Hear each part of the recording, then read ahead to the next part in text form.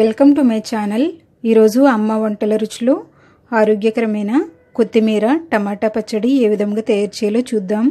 తయారు చేయడానికి కావలసిన పదార్థములు: తరిగి కడిగి పెట్టుకున్నటువంటి కొత్తిమీర ఒక పెద్ద కట్ట, నానబెట్టుకున్న చింతపండు కొద్దిగా, నూనె 3 to 4 టేబుల్ స్పూన్స్, జీలకర్ర 1 టీ స్పూన్, టమాటాలు 4, పచ్చిమిరపకాయలు 5, కరివేపాకు కొద్దిగా, ఎండుమిరపకాయలు 8, వెల్లుల్లిపాయ రెబ్బలు 15, నువ్వులు 2 టేబుల్ స్పూన్స్, పసుపు 1/2 టీ స్పూన్, పోపు దినుసులు శనగపప్పు, మినప్పప్పు, ఆవాలు, జీలకర్ర, ఎండుమిరపకాయలు ఇవి 1.5 టేబుల్ స్పూన్, ఉప్పు రుచికి సరిపడినంత.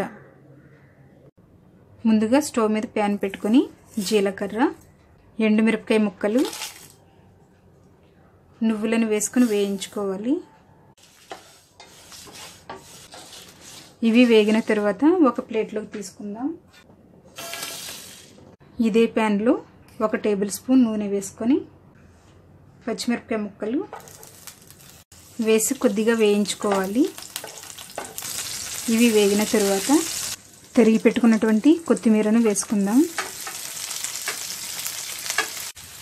కలుపుతూ 2 నిమిషములు వేయించుకోవాలి.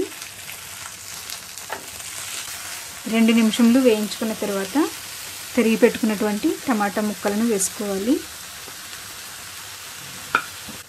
తరువాత పసుపు వేసుకొని ఇందులో కొద్దిగా ఉప్పు వేసుకున్నట్లయితే టమాటా ముక్కలు త్వరగా మగ్గుతాయి.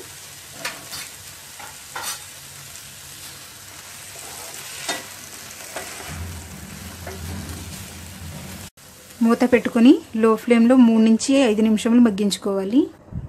మధ్య మధ్యలో కలుపుకుంటూ 5 నిమిషములు ఉడికించుకున్న తర్వాత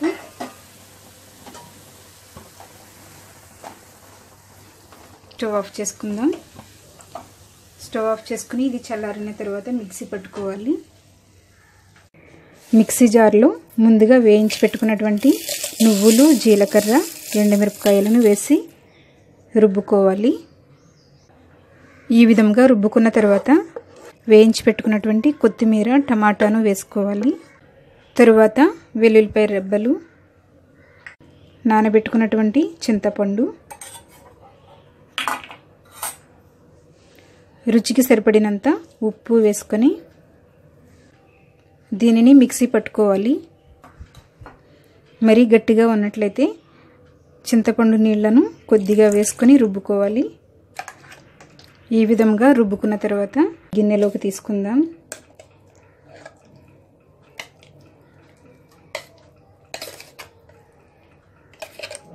ఇప్పుడు తాలింపు పెట్టుకుందాం. స్టవ్ మీద చిన్న మూకుడిని పెట్టుకొని 2 టేబుల్ స్పూన్స్ నూనె వేసుకోవాలి. నూనె వేడైన తర్వాత చితక్కొట్టుకున్నటువంటి వెల్లుల్లిపాయలను వేసుకోవాలి. వేసి ఇవి కొద్దిగా వేగనివ్వాలి. ఇవి కొద్దిగా వేగిన తర్వాత పోపు దినుసులను వేసుకోవాలి. ఎండుమిరపకాయలు, శనగపప్పు, మినప్పప్పు, ఆవాలు, జీలకర్ర వేసి వేయించుకుందాం. ఇవి వేగిన తర్వాత కరివేపాకును వేసుకొని వేయించుకోవాలి.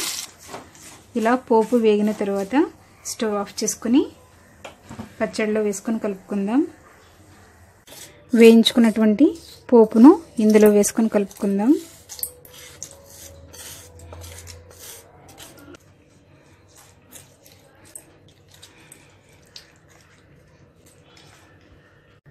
ఆరోగ్యకరమైన కొత్తిమీర టమాటా పచ్చడి రెడీ అయ్యింది. దీనిని రైస్తోనూ రొటీతోనూ తిన్నట్లయితే చాలా టేస్టీగా ఉంటుంది. మీరు కూడా మీ ఇంట్లో తయారు చేసుకుని ఫీడ్బ్యాక్ పంపించండి. ఈ వీడియో మీకు నచ్చినట్లయితే లైక్ చేయండి, మీ ఫ్రెండ్స్కి షేర్ చేయండి. మరిన్ని వంటల కోసం నా ఛానల్ని సబ్స్క్రైబ్ చేసుకోండి. Thank you for watching.